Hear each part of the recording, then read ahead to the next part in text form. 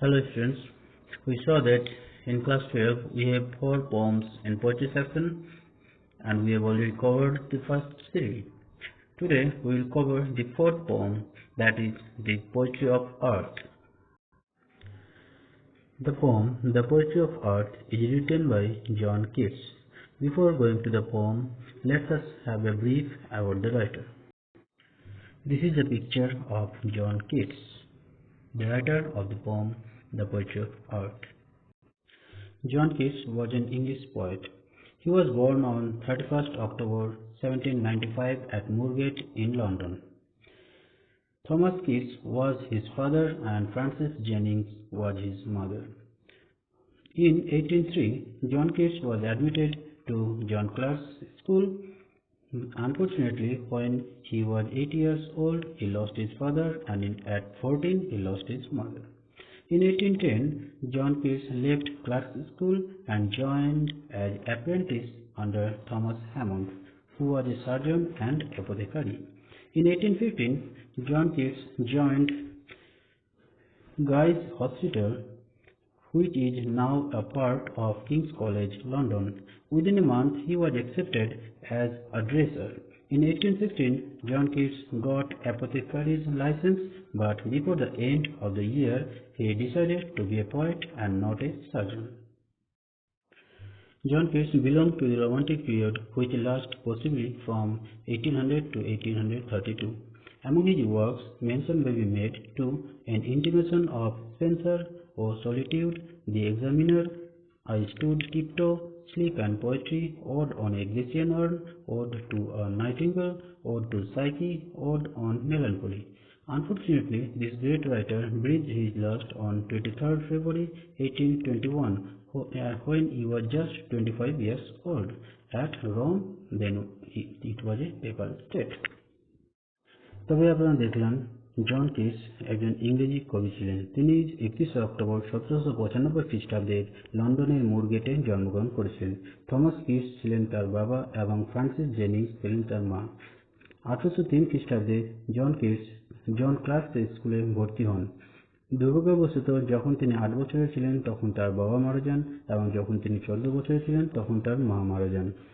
1810 খ্রিস্টাব্দে John Keats John Clarke's school ত্যাগ করে অ্যাপ্রেন্টিস বা শিক্ষানবিশি হিসাবে থমাস হ্যামন্ডের আন্ডারে নিযুক্ত হন, যিনি একজন শল্য চিকিৎসক ছিলেন এবং ওষুধ প্রস্তুতকারক ছিলেন। 1815 খ্রিস্টাব্দে জন কিটস গাইজ হসপিটালে মেডিকেল স্টুডেন্ট হিসাবে ভর্তি হন এবং 1 বছরের মধ্যেই সেখানে ড্রেসারের কাজে নিযুক্ত হন।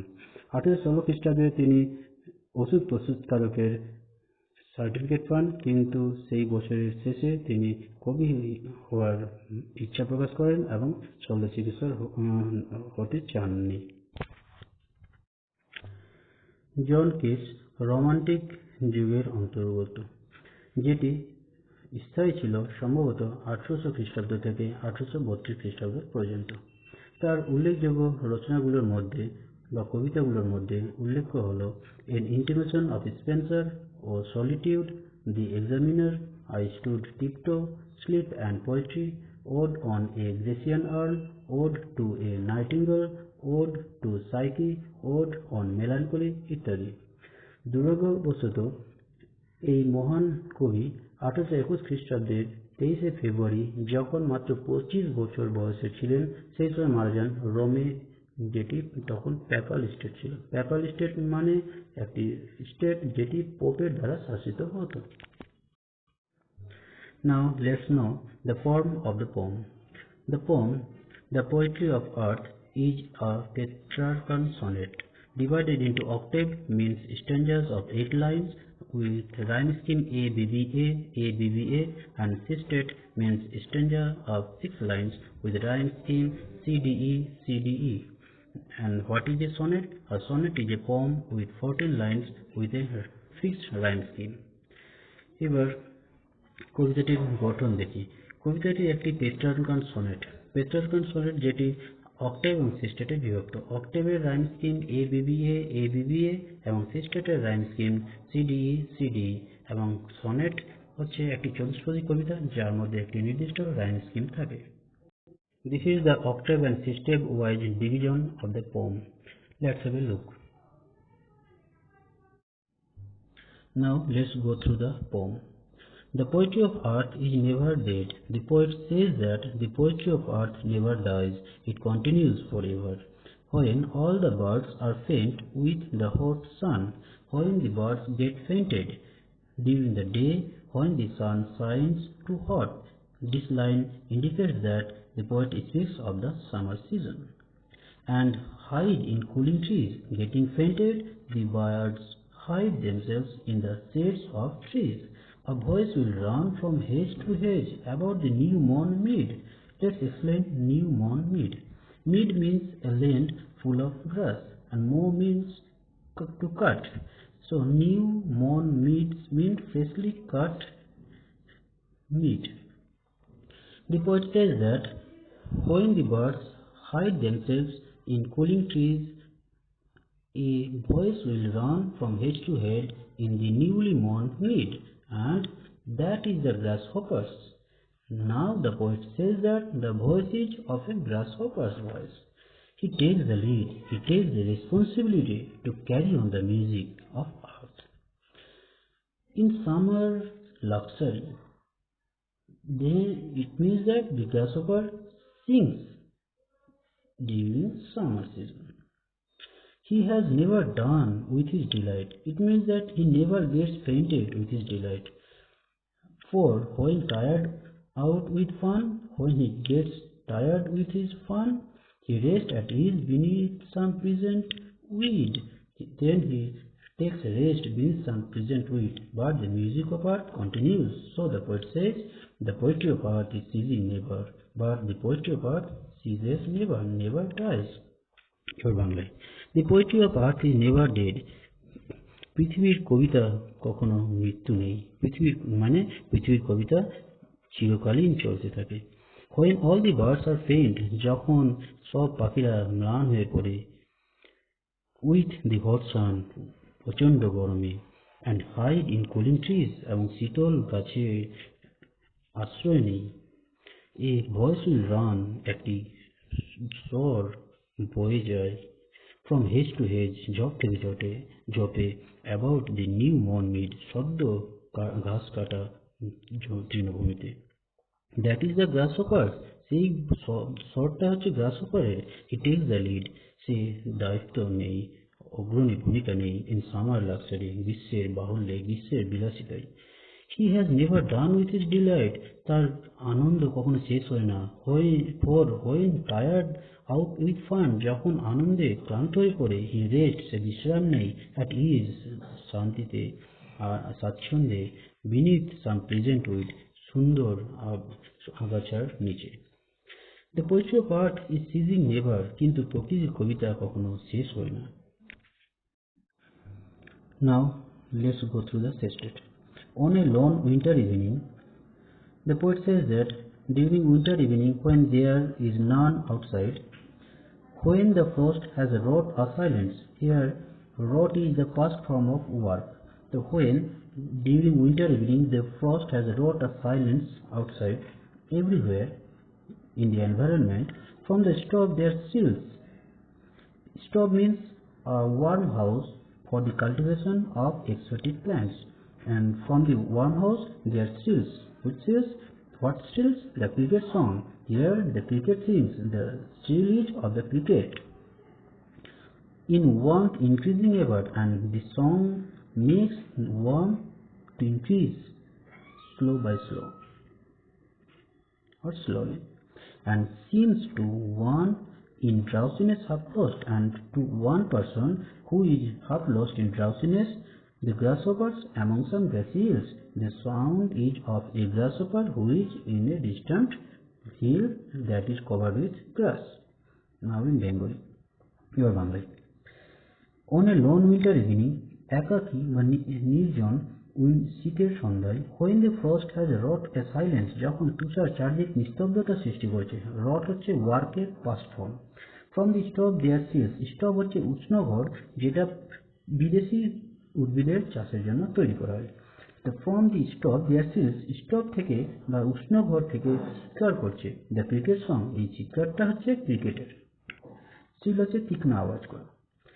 ইন ওয়ার্মথ ইনক্রিজিং এভার, এবং সেই আওয়াজটা কি করছে বা সেই ক্রিকেটের সংটা যেন উষ্ণতাকে ধীরে ধীরে বাড়িয়ে দিচ্ছে। অ্যান্ড সিমস, মনে হচ্ছে, টু ওয়ান, একজনের কাছে, ইন ড্রপসিনেস আপলোস, যে তন্দ্রায় অর্ধ হারিয়ে গেছে, মানে অর্ধ তন্দ্রাচ্ছন্ন।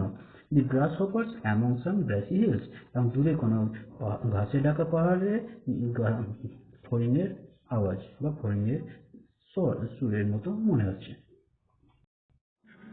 Let us now see the summary of the poem.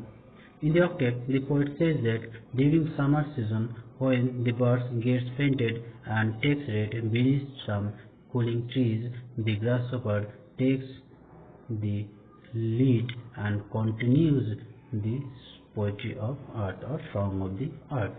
And in the sixth, the poet says that in winter, the poetry of earth or the song of the earth is continued by the cricket, and his song is mistaken by some person who is half lost in drowsiness to be the song of grasshopper in some distant grassy hills. বাংলায় কবি অক্টেভে ফড়িংয়ের গানের কথা বলেছেন। তিনি বলেছেন, গ্রীষ্মকালে যখন পাখিরা ক্লান্ত হয়ে গাছের ছায়ায় আশ্রয় নেয়, তখন ফড়িং প্রকৃতির সঙ্গীত বয়ে নিয়ে যায় বা কন্টিনিউ করে চালিয়ে যায়। এবং শীতকালে তিনি বলেছেন, ঝিঝি পোকা প্রকৃতির সঙ্গীতকে চালিয়ে যায়। এবং একজন ব্যক্তি যিনি অর্ধতন্দ্রাচ্ছন্ন ঝিঝি পোকার সঙ্গীতকে শীতকালে তিনি মনে করেন ফড়িংয়ের সঙ্গীত কোনো দূরবর্তী ঘাসে ঢাকা পাহাড় থেকে যেটি আসছে। The central idea of the poem is the permanence of nature's music. The poet says that nature's music never ends. In summer it is carried on by the grasshopper, and in winter it is carried on by the cricket. The summer and winter season represents good and bad times in our life. Whether it is good or bad time, there always remains a hope. So also the music of earth continues throughout the cycle of seasons. কবিতাটির কেন্দ্রীয় ধারণা হচ্ছে প্রকৃতির সঙ্গীত কখনো শেষ হয় না। কবি বলেছেন, গ্রীষ্মকালে প্রকৃতির সঙ্গীত এর ধারাবাহিকতা বজায় রাখে ফড়িং, এবং শীতকালে প্রকৃতির সঙ্গীতের ধারাবাহিকতা বজায় রাখে ঝিঝি পোকা। এই গ্রীষ্মকাল এবং শীতকাল মানুষের জীবনের সুসময় ও দুঃখময় সময়ের প্রতীক। দুঃখ কিংবা সুখ যেটি থাকুক না কেন, সব সময় যেমন আশা থাকে যে ভালো সময় আসবে, ঠিক একই রকমভাবে প্রকৃতির সঙ্গীতও কখনো শেষ হয় না। গ্রীষ্মকাল বা শীতকাল পুরো ঋতুচক্র ধরে প্রকৃতির সঙ্গে চলতে থাকে। Let's see the significance of the title. In the poem, the poet says that nature's music never ends. In summer, when the birds get fainted and take rest beneath some cooling trees, nature's music is carried on by the grasshopper, and in winter it is carried on by the cricket, and the person who is half lost in drowsiness thinks of the cricket song as the song of a grasshopper in some distant hill. So we see that here the poet speaks of the continuation in nature. Nature's music never ends. Here music is symbolic of poetry. So the title, The Poetry of Earth, is a significant one. এবার বাংলায় কবিতাটিতে কবি বলেছেন যে প্রকৃতির সঙ্গীত কখনো শেষ হয় না। গ্রীষ্মকালে যখন পাখিরা ক্লান্ত হয়ে গাছের ছায়ায় আশ্রয় নেয়, তখন ফড়িং প্রকৃতির সঙ্গীত এর ধারাবাহিকতা বজায় রাখে, এবং শীতকালে ঝিঝি পোকা প্রকৃতির সঙ্গীতের ধারাবাহিকতা বজায় রাখে। এবং একজন ব্যক্তি যে অর্ধতন্দ্রাচ্ছন্ন, তিনি ঝিঝি পোকার সঙ্গীতকে ফড়িংয়ের সঙ্গীত বলে ভুল করে মনে করেন। তাই আমরা দেখছি যে কবি এখানে প্রকৃতির ধারাবাহিকতার কথা বলেছেন। তিনি বলছেন প্রকৃতির সঙ্গীত কখনো শেষ হয় না। এই সঙ্গীত হচ্ছে কবিতার প্রতীক। তাই কবিতার শিরোনাম দি পোয়েট্রি অফ আর্থ যথাযথ। So In these videos, we have covered the 4 poems that are in our syllabus in class 12. In the upcoming videos, I will upload the targeted questions of these poems. So subscribe my channel and press the bell so that you can get notifications of my upcoming videos. Thank you.